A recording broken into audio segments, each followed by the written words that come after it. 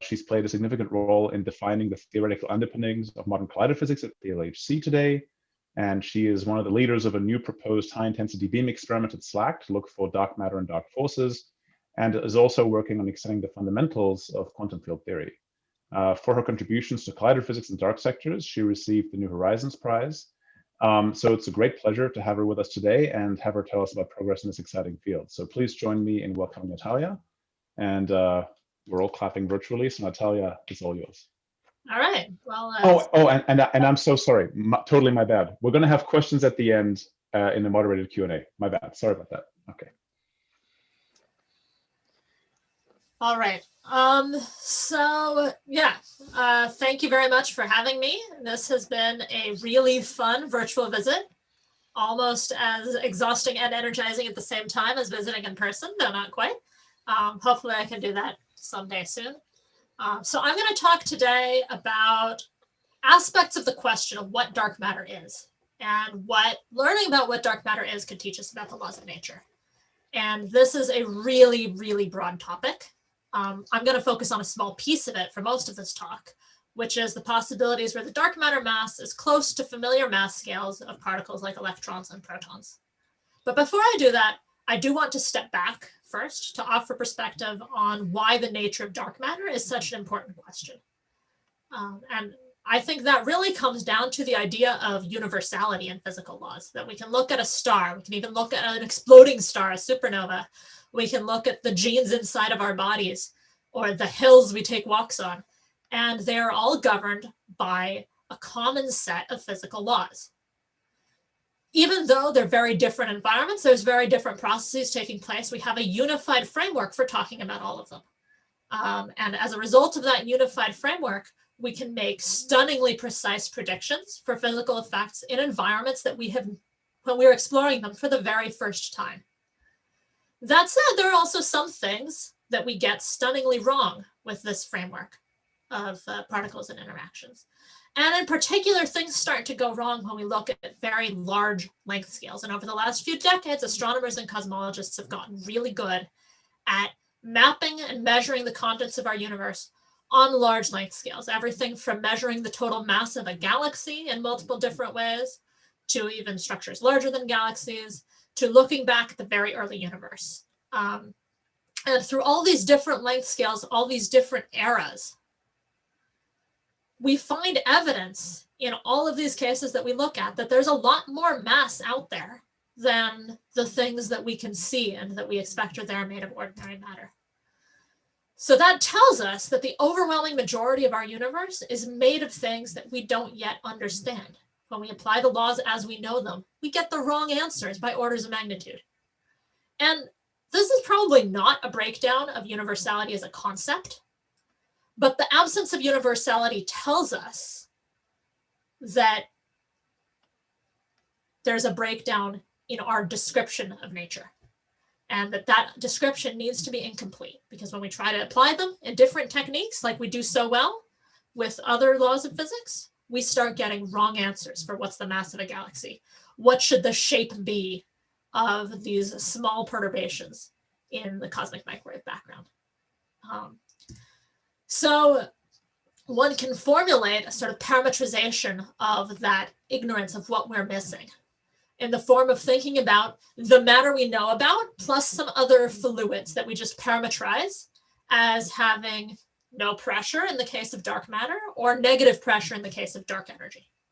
And when we add these two fluids to our description, we can resolve that tension and actually find a consistent description, by and large, within current uncertainties of all of these different eras together. But these phenomena don't tell us how the dark energy works or how the dark matter works. They just give us this very coarse-grained sense that they behave gravitationally, they behave like fluids. They don't, and when we ask more details, well, what could these fluids be made of? The seeming similarity suggested by their names, dark energy and dark matter, really falls away. Because dark energy can be understood, is experimentally consistent with just adding a parameter to the theory we currently have, standard model particles plus gravity, so-called cosmological constant. And the main observational question with dark energy is checking, is that one parameter interpretation consistent with all of the data? How can we measure things ever more precisely to see whether that parameter is really enough? But if it is enough, and so far it is enough, then there's not really new stuff associated with it, just a parameter. A mysterious parameter. I don't want to undersell it as a puzzle, but it's a number, you add it, things seem to work so far. In contrast, to explain dark matter, you really need to add new stuff that makes up this pressureless fluid.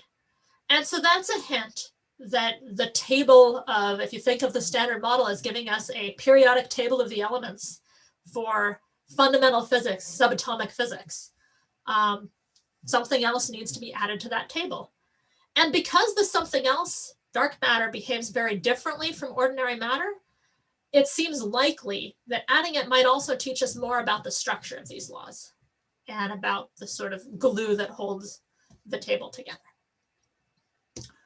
All right, so we have to start by asking, what do we know about dark matter? And we know some qualitative things. We have some bounds on its properties. We know that dark matter was produced early in the history of the universe. We've seen evidence of its imprint on the cosmic microwave backbone, which was formed around the time that the first atoms coalesced out of a hot plasma of the Big Bang. So we know it was made during this Big Bang period, but it could have been early in the Big Bang when things were really hot, later when they were still extremely hot by terrestrial standards, but less hot than the early days, could have been even before temperature was the right way of describing things. And we don't know how it was produced. The one thing we do know is we know how much there is. And so that gives us some hint of how it might have been produced, as I'll talk about later. But there's still this wide open realm of possibilities. We know that it was moving non-relativistically when the first galaxy-like structures were formed. And so that tells us for it to be non-relativistic, the constituents have to have mass, but we don't know what their mass is. And we know that its interactions with ordinary matter are limited, but we don't know how or how much they interact. So what I wanted to try to do in the first half of this talk is to just explore these three questions and how we can use them to organize what we don't know to enable discovery. And honestly, to try to explore all three questions thoroughly and exhaustively, to the best of my abilities, would still be like a week-long seminar course and not half of a 1-hour colloquium. But I want to give you a flavor of this and gradually move inward and focus a little bit more as we go from one question to another. And then I'll focus in, by the end of that part, on the idea of dark matter lighter than the proton, sub-GeV, that was produced through interactions with the thermal plasma. That's one branch of the tree that kind of emerges from thinking about these three questions. And I want to talk about how accelerator-based searches for dark matter play an important role in exploring it, and tell you a little bit about the light-dark matter experiment in particular, how it works and why it works, and why it's interesting and hard, and also why we think we can do it. So I'll start with these three questions. And the mass of the dark matter is the one that people almost always start with, because it's the one that fits clearly on a straight line plot. And everybody loves straight lines. But the price you pay is that it has to be a really, really, really long straight line. Because ab initio, all we know is that dark matter behaves like a pressureless fluid. And that is compatible with almost 90 powers of 10 worth of possible masses of the constituents of dark matter. So it's bounded on the bottom by dark matter particles becoming so light that they have huge wave functions that are larger than galaxies. And that stops being consistent with the fact that those galaxies have dark matter in them. And the line ends on the right, because once your dark matter constituents or blobs end up larger than the sun, they can actually disrupt stellar binaries as they pass through it. It stops acting like a fluid anymore on those scales. So this is, from the lightest known particle to the heaviest known particle, taking some guesses for what the neutrino mass is about 15 orders of magnitude, say, and this is 90. So much, much larger than the span of possibilities than the kinds of particles that we know about. And I think this is one reason to think about, well, you know, the mass scales near known particles, maybe those are especially interesting in some sense, because we know that there's particles there. We know that nature does things at those scales. But also we want to try to keep an open mind about the broader space of possibilities. So what is this broader space? Well, already about half of this parameter space has a little bit of an asterisk on it, that when I talk about dark matter constituents heavier than that, it doesn't, heavier than about 10 to the 19 protons, it doesn't really make sense to talk about them as particles anymore, because their gravitation becomes too strong, which is collapse them into a black hole, anything that heavy. So that was really point-like. So anything larger than about 10 to the 19 proton masses, and some ideas for dark matter that are smaller than that, are really either black holes or blobs of some other kind of exotic matter that's actually made of something lighter. In the lower parts of the mass range, dark matter constituents are something we can think of as particles, but if you pile up enough particles on top of each other, you get something that looks much more like a classical wave of dark matter. And so that's what happens on roughly the lower half of the remaining mass range, all the way from a millionth of a proton mass down to this lowest possibility, 10 to the minus 30. So there's the 90 decades of masses that are possible. And there's about 5 decades of mass that terrestrial experiments are currently exploring.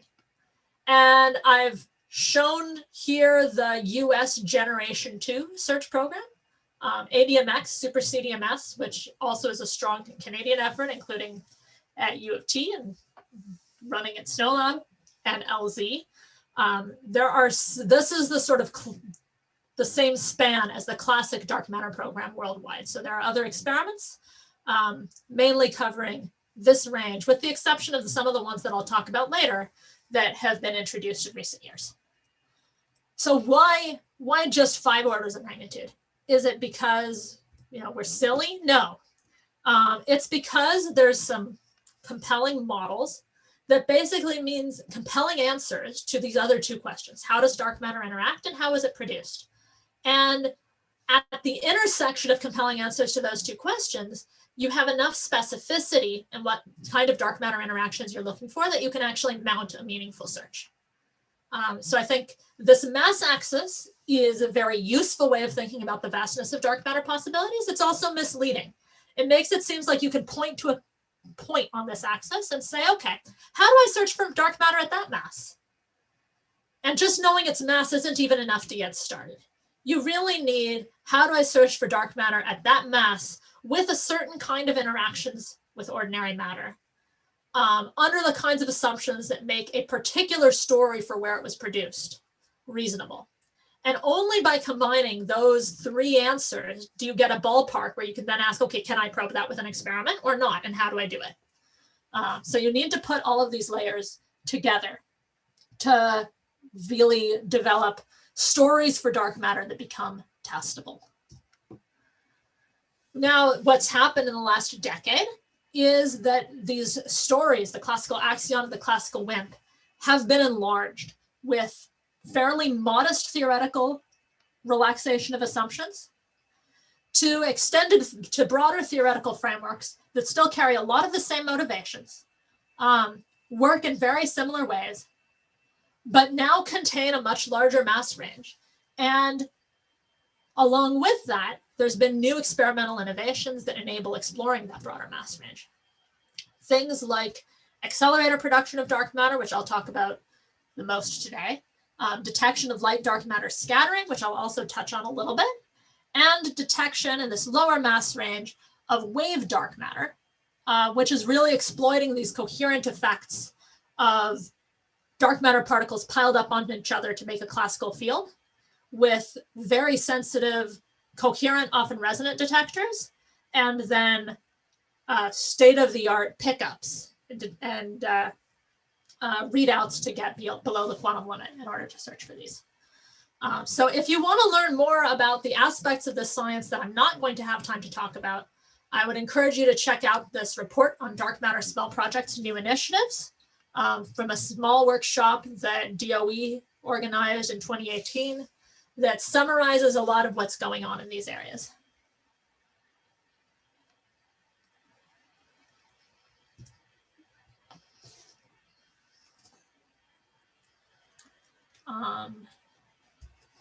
Sorry.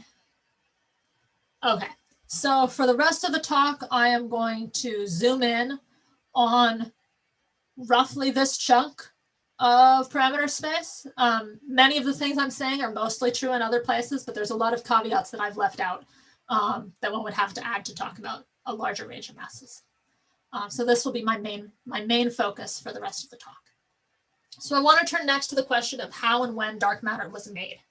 And I think the reason this is powerful, even though how seems like a very open-ended question, it's hard to put it on an axis, is that the abundance of dark matter is the one number about dark matter that we actually know with an equals sign and an error bar, as opposed to just a one-sided limit.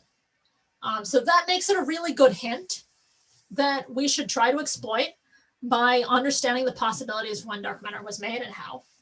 And we know that early in the evolution of the universe, there was dark matter, back when the first atoms were formed. Before that, there's evidence that the universe was hotter, and we know with some confidence that the standard model describes at least up to temperatures, say, 1,000,000 times hotter than that initial formation of atoms. We know that the standard laws of physics and our understanding of cosmology in a hot expanding universe works pretty well to describe how the universe worked. And so sometime back then, at comparable temperatures, or perhaps at somewhat higher temperatures, where standard model, our knowledge of the standard model from the LHC still gives us a pretty good understanding of what was probably going on in the early universe. That's the sort of thermal plasma era. That's the latest period where dark matter could have been made. And it's a period that dark matter has to go through one way or another. As you keep going further back in time, the universe gets hotter and hotter, and there's all kinds of very different things that could have happened that we don't know very much about. The thermal energy is much higher than the kinds of energies we've explored at the LHC. There could be things like an early period of inflation, and fluctuations from inflation give rise to dark matter. There could be phase transitions. There could be heavy particles that are produced and then decay a long time later. And these could give rise to wave-like dark matter, particle-like dark matter, in some cases both.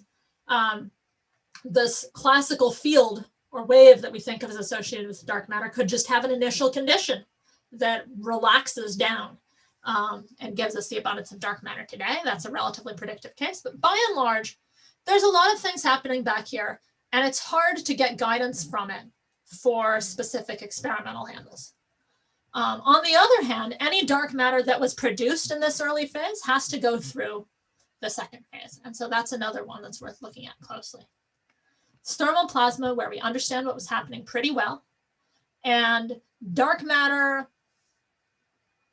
has to coexist with the plasma somehow. Maybe it reaches equilibrium with the plasma and becomes a chemical equilibrium. Maybe it doesn't. Maybe it interacts so weakly that it's not produced at all in this period, and whatever came, and in which case we better explain the abundance of dark matter coming from this first picosecond mechanism. And the interactions are so weak that there are unique challenges to detecting it. But let's look now at what could have happened in the thermal period. And there's really two core possibilities for how dark matter could have come about. The first one says maybe this hot plasma was the great equalizer. Whatever crazy stuff might have happened before, if there's interactions that turn dark matter into ordinary matter and vice versa, they're going to lead to equilibrium. And in equilibrium, you don't need to know what happened before. You just know that every species at high temperatures is going to have the same abundance as every other species. So dark matter is going to be just like electrons. Now, as you cool to temperatures that are below the kinetic energy, the mass energy of dark matter particles, then it becomes harder and harder for that thermal bath to sustain an abundance of dark matter. And because it's in equilibrium, their number density is going to decay exponentially. And very late times, you know that that exponential decay can't continue because it relies on dark matter particles actually finding each other to annihilate into electrons and positrons. But as the universe gets colder, it also gets more dilute. and the dark matter particles spread further away from each other and stop finding each other. And so you get a transition from this thermal equilibrium picture where you know how much dark matter there is to a dilution picture where however much dark matter there was at the time dilution started, that's just going to stay there and spread out and expand as the universe expands. And from that transition, you can work out what the interaction rate for this conversion from dark matter to ordinary dark matter should be in order to get an abundance that matches what we've measured. And I've put that number in a box here, but truly you don't need to care about the number for this talk. What I want to emphasize to you is that the number exists, that there is a pretty sharp expectation for what this interaction strength should be. And if you think about models with lower interaction strengths, if this reaction is the only thing that's going on and you lower its interaction strength, that's going to make the transition happen earlier to this dilution regime. And that's going to lead to too much dark matter. So there are variations on this where you have other kinds of depletion channel instead of 2 dark matter particles going into standard model particles. They can open different windows, but they all have the same basic idea, that there's a crucial interaction strength that gives you the right abundance. And if the interaction strength exceeds that, then you would end up with too much dark matter unless you make substantial changes to your assumptions about what the evolution of the early universe looked like. So you keep lowering the interaction strength even more, and you find one more sweet spot in interaction, which is that if you start from a universe with no dark matter from this primordial, who knows what happened early phase of the universe, and you just let things evolve with a very small interaction rate so that dark matter never actually reaches equilibrium, you might still have that plasma producing a small number of dark matter particles. This is called freeze in, and it leads to a kind of opposite picture of a building up of dark matter abundance and plateau of that abundance just stretching out with the rest of the universe. And this calls for a cross-section that's about 12 orders of magnitude weaker than the simple freeze-out case that I just mentioned. In between them, there's a gulf where there's basically too much, any interaction strength in between would lead to too much thermal area dark matter production. And so that's forbidden. Now, this lower window is naively undetectable with some very interesting counterexamples where you could actually exploit other properties of the model to turn this tiny interaction strength into a detectable signal. But what that means, we have a window. The top, the bottom, maybe you can see it if other parts of the model are lucky. The top, sizable interaction strength. And in between doesn't work. So that obviously makes that upper interaction strength, the top of the window, a very interesting kind of interaction rate to try to look for. But okay, if we're relying on dark matter interactions, then how do they interact? Well, you might try to look at think first about dark matter interactions through standard model forces, electromagnetic force and strong force. Well, those will give you way too much interaction. Weak force in this low mass range actually gives you too little, and in a lot of simple cases is ruled out directly by data. So we can't rely on standard model interactions. We'll need to think about other interactions distinct from the standard model. And then another point to keep in mind about the interactions of dark matter is that they could take on different forms. I've been talking so far about interactions that kind of look like this. Who knows what the blob is on the inside that's creating their interaction? But you have dark matter particles that can come together and annihilate to electrons. Or if you have that same kind of interaction, you can run time in another direction. Dark matter can scatter off an electron. But in all cases, you're always talking about interactions that either conserve dark matter number or change the amount of dark matter by 2 units. If you looked at one dark matter particle, it wouldn't be able to just decay into standard model particles. And the reason I've talked primarily about that case rather than something like this is that if you did have this kind of interaction, it would probably deplete all of the dark matter, at least in this particle like mass range. It would deplete all of the dark matter well before the present era, unless that interaction is extremely small. And so that's why the main focus in terms of thinking about cosmology and thinking about detection tends to be interactions like this, of this form. All right, so dark matter should interact in order to explain where it came from. It shouldn't be interacting through the standard model forces. In particular, it should be standard model neutral. That sounds like we've just opened up a can of worms of infinite possibilities. But actually, this is a very constraining picture. If you just say dark matter is standard model neutral, I will allow it to be part of a dark sector of other standard model neutral things. Maybe they interact with each other, maybe they don't. I don't know the structure of the dark sector. I don't need to know. It's just a purple box. Well, just saying that turns out to be enough to give you pretty sharp constraints and an organization of how anything in that purple box can interact with ordinary matter. And the reason is that the symmetries of the standard model and the space-time symmetries of relativity allow only a small number of types of interactions between the stuff in the standard model and other standard model neutral particles that aren't just extremely, extremely tiny.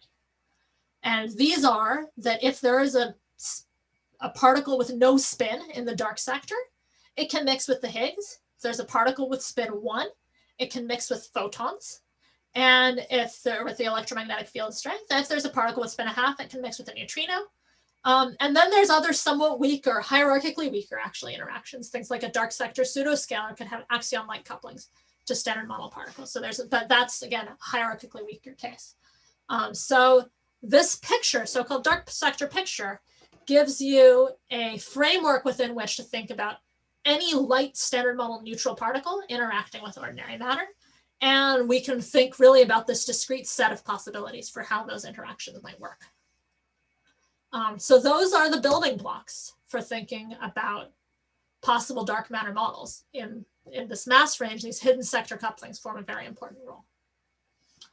Okay, so I want to transition now to talk a little bit about this idea of thermal dark matter. That means produced through this initial thermal equilibrium followed by decoupling in the lighter mass range of proton to electron masses.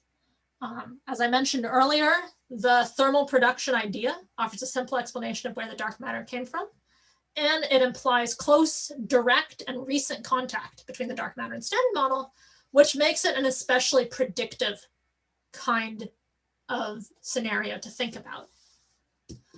Now, I've mentioned this thermal WIMP as a motivation already for super CDMS and LZ, also for dark matter searches at the LHC, and for more space-based searches as well. And the idea behind a WIMP is just that we're going to add one more particle to the standard model periodic table that interacts through the weak force. So that's pretty simple. It's pretty familiar. We already have neutrinos that interact through weak force. It's compatible with this predictive idea for cosmology, provided that the dark matter mass is in this fairly limited range between about 10 proton masses, 10 GeV, and 10,000 proton masses. Coincidentally, interesting coincidence maybe, this is the same mass at which other particles associated with the weak force, like the Higgs and the W and the Z bosons, all live. So this has been one of the strong motivations for this search for WIMPs that is now, well on its way and quite mature. Now, inspired by this idea of hidden sectors, we can say, well, what if the new matter is instead part of a dark sector or hidden sector, and it's interacting through a portal force? Can you realize exactly the same story? And it turns out you can. This is, again, a pretty simple, modest generalization of the standard model structure. We're just adding one new force to the 4 that we already have. One new matter particle to the many we already have. And once again, with a wider mass range and a small coupling, you can get this correct ballpark abundance. In this case, there isn't yet a mature experimental program, but there are some very exciting opportunities. So here I've just sketched out some lines showing the rough interaction strength. This is a useful dimensionless number to characterize the interaction strength of dark matter with ordinary matter on the y-axis, and the mass of dark matter in MeV, which is roughly 2 electron masses on the x-axis. So this is spanning from the electron mass to the proton mass, roughly speaking. And there's a precise value of this interaction strength for this model that you would expect, given the thermal explanation for where the dark matter abundance came from. That's shown by these lines. Now there's actually 3 lines because depending on the spin of the dark matter and its detailed properties, you can actually get 3 distinct predictions. But that's actually quite a condensed parameter space to explore, and quite a sharp prediction. It's also pretty well aligned qualitatively with what you might expect the size of these portal couplings to be, based on sort of theoretical rough back of the envelope estimates. So how do we look for this? Well, it turns out the first constraints were actually set about 3 decades ago by people doing accelerator-based neutrino experiments and other kinds of beam dump experiments. So the idea of these neutrino experiments is that you shine a proton beam into a bunch of material, and that material produces neutrinos, and then you look for those neutrinos. Most of the time, the neutrinos don't interact with anything, but a small fraction of the time they interact in a detector downstream. The same thing can happen with dark matter. Proton beam hits a chunk of material, produces dark matter particles and antiparticles. And most of those dark matter particles and antiparticles don't do anything, but some of them interact in a chunk of material that you've instrumented downstream. And so you can look for that. And these constraints from 1980s experiments actually got remarkably close, even though they didn't know about these models, can be reinterpreted as getting remarkably close to exploring the kinds of interaction strengths that we want to explore. This blue mini bin line, that's a more recent experiment. The challenge is that these experiments rely on really rare processes happening twice, first at production and then in the scattering. And so if you want to go 2 orders of magnitude down in interaction strength, say, which is about what you want to do in much of this mass range to get beyond these past constraints, you need to scale up by 4 orders of magnitude somewhere in your experiment. Either 10,000 times more beam or a 10,000 times larger detector, and you can't scale things up by that much. So because of that, people have been looking for other ways. And one area where I think there's been a lot of exciting developments, both theoretically and experimentally, is in looking for the scattering of light dark matter off of detectors. So this is something that, for example, Super CDMS is doing, as well as other low threshold experiments like Sensei, looking for dark matter hitting material. This is something that dark matter experiments have actually been doing already for decades. They look for dark matter particles, come in, usually do nothing. These are just the dark matter particles all around us because the galaxy is full of dark matter. Hit material, knock that material a little bit, and then one can measure the kinetic energy of that knocked nucleus in the material to infer that something hit it, something that you otherwise can't see. The challenge as you go to lower dark matter masses is that the energy that the dark matter actually imparts to a nucleus gets extremely low, essentially invisible.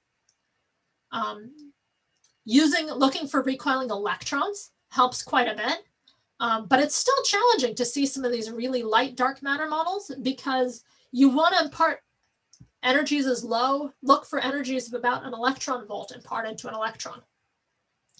In a material with a band gap of 10 electron volts, that's really not very easy to do. And so there have been a lot of advances and new ideas as well in terms of trying to lower that energy threshold by using both advanced materials for the sensors, for the detector volume itself, and then very low noise readouts in order to be sensitive to these very strong energy, very low energy depositions. However, when you ask how do these compare against these kind of milestones produced by from thermal freeze out, there's kind of a mixed bag of news. On one hand, you see that relatively small detectors, this is a 100-gram detector running with low background for a year, can actually probe a lot of parameter space for some of these models. And they can probably do it relatively quickly and cleanly. On the other hand, you also see that these models that were so compact in the last figure I showed you, they now span over about 20 orders of magnitude in cross-section. And the reason for that is that the dark matter in the galaxy is moving very slowly, and that slowness can actually suppress the rate by orders of magnitude. So that makes direct detection a very challenging probe to use for trying to fully explore this idea of light thermal dark matter. It's not a problem with the method. In fact, it's actually, the slow velocity actually really enhances signals for some models. But for this model, it's a serious limitation. Okay, so what this leaves you with is basically one technique left, which is trying to produce the dark matter at accelerators. Then you know the kinematics is relativistic and these uncertainties go way down, and what kind of signal you might expect. But detect somehow an order 1 fraction of the reactions where you've made dark matter.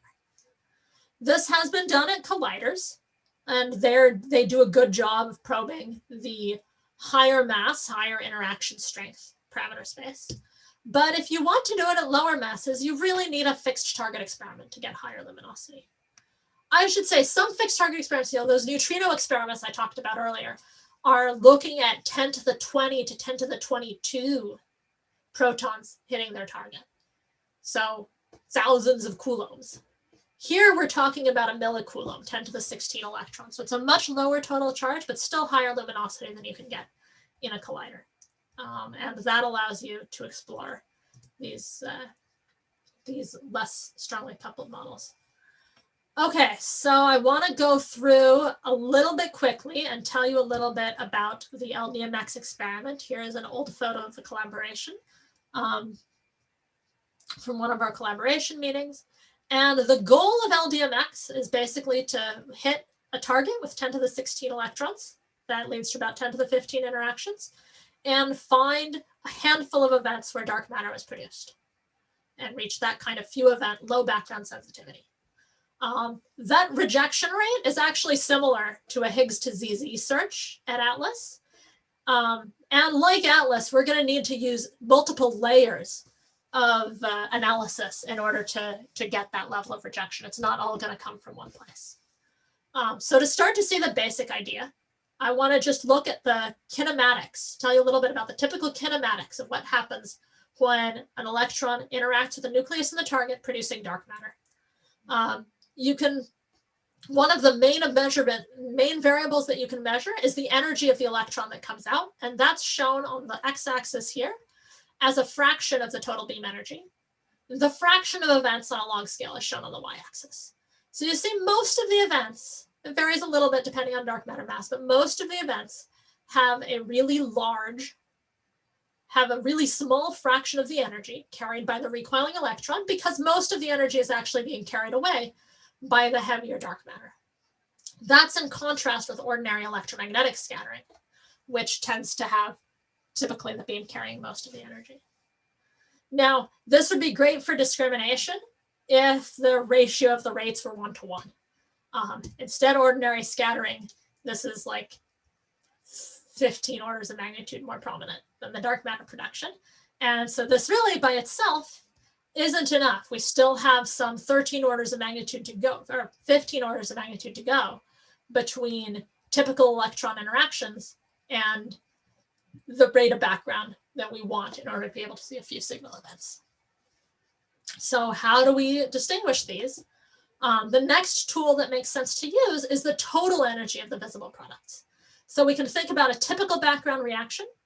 The electron scatters in the target. And let's not just a typical background reaction, but one where the electron lost most of its energy. Typically that would happen because most of the energy went to a really energetic photon. And that photon will interact in a downstream calorimeter, deposit some energy. So if you measure the total energy produced downstream, that's approximately the beam energy. Compare that to a signal event where most of the energy is carried by dark matter, which doesn't interact in your calorimeter, and the total energy that you measure is just the recoil energy. So this is a great discriminator. In fact, we use it even at trigger level, but it has some profound implications for how you do the experiment. The first one is that unlike any accelerator-based experiment you're probably familiar with, we can't have a hole for the beam to leave through. because that would also allow photons to leave through that hole and escape with some of the energy that we're trying to capture and detect. So we need to put a calorimeter in the beam. It has to survive high radiation levels, and it needs to be able to see the electrons one at a time, or a few at a time. And in order to get to 10 to the 16 electrons, where you're putting them in one at a time, you need something on the scale of tens of millions of electrons per second, one at a time. So that's a 40 megahertz beam. So we actually want to use an electromagnetic calorimeter that's based closely on the high granularity calorimeter proposed by being built by CMS for phase 3 upgrades. That meets a lot of the needs we have, including radiation hardness, fast response, and then, as I'll show you in a minute, the ability to really precisely image the showers that are happening in there. That beam is itself a little bit of a challenge. I'll go through this slide quickly because I'm running late, but we have an idea and actually construction in progress to get the kind of beam that we need for this experiment at SLAC, parasitically to the free electron laser from that's being built, LCLS2, for X-ray science. Okay, so we get the fast beam, forward calorimeter, total energy rejects most of the background events, but still not all of them, because sometimes a photon doesn't cause an electromagnetic shower in the calorimeter. Sometimes it just produces a few different particles. They might be charged particles like muons, they might be protons, they might be neutrons. Depending on what's produced, you need two different handles to reduce and to reject them. One is that you can find charged particles or certain kinds of neutral particles like neutral pions by the patterns that they leave in the electromagnetic calorimeter. They might make your shower wider because there's a lot of particles going out at large transverse momentums. They might make your shower longer because there are things that can penetrate to the back of the calorimeter. They might just leave kind of additional tracks that you can see uncorrelated with the shower. And so we've been looking at using all of those features in a machine learning architecture to reject with high fidelity these kinds of charged particles. And the performance is really impressive thanks to the granularity in 3 dimensions of the calorimeter that really lets you take a picture of the event at sort of centimeter scale resolution as it evolves. It doesn't work, of course, if all your photon produces is some hard neutrons, because hard neutrons don't interact in the electromagnetic calorimeter, and so we need a much larger hadron calorimeter to veto those. But single neutron events turn out to be fairly rare and can be reliably rejected. So that leaves us with a background rate that's suitably low, save for things that would produce real missing energy. So far, I've talked just about instrumental sources of missing energy. Neutrinos give you actual missing energy.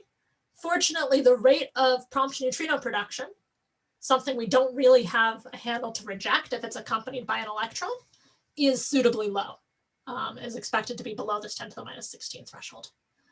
So we actually expect that this experiment should be able to run with order 1 or smaller background events. Now, saying you expect order 1 or smaller background events is great. If you see events, you still want one more handle left after all this technology to make sure that you can identify whether those are signal events or background events. And one of the really nice things that we've built into the Ldmx design from the beginning is that by measuring the transverse momentum of the electron in a tracker, it actually gives us a good discriminator between signal, which should have a relatively broad transverse momentum distribution, and the backgrounds, which, because they're dominated by Bremsstrahlung photons, should have a very narrowly peaked transverse momentum distribution. And so that, somewhat like the mass peak in the Higgs to ZZ star analysis, is something that we can use to give us confidence in the signal. And it's even something that we could use to get an early estimate of the dark matter mass from these experiments. So this is the kind of sensitivity that we think we could reach relative to these lines. You see it very nicely complements the high mass sensitivity of something like Bell 2. As well as Ldmx can look for a bunch of other weakly coupled low mass physics as well. I think something exciting about this field is that it's very possible that we could see more than one signal in different experiments. and start piecing them together to learn more things about the dark matter mass, the force carrier masses, the effective charges of the dark matter and ordinary matter, the abundance, the spin, and really start building a standard model of the dark sector. If this picture is actually correct, I think it could be within reach. So I'll close here by saying the identity of dark matter is the starkest big question we have in fundamental physics. And while there's a lot we don't know about dark matter, there's also a lot that we can explore. I think something that's kind of unique, a unique challenge of this moment in time, is that really broad exploration requires a diverse portfolio of smaller high-stakes experiments that don't have a sort of global no-lose theorem, like the big multi-purpose experiments that dominate particle physics today do, like say the LHC. Each experiment can have a local no-lose theorem, that you learn something decisive about a particular region of dark matter parameter space from doing that experiment, but you need to put them all together to make that region suitably vast, that we really feel like we have a broad coverage of dark matter possibilities. Accelerator-based kinematic searches are a great way of looking for this light thermally produced dark matter idea, and weakly coupled new physics more broadly. And I'll close here. Thank you. Thank you very much, Natalia. That was awesome. Let's open the floor to the Q&A.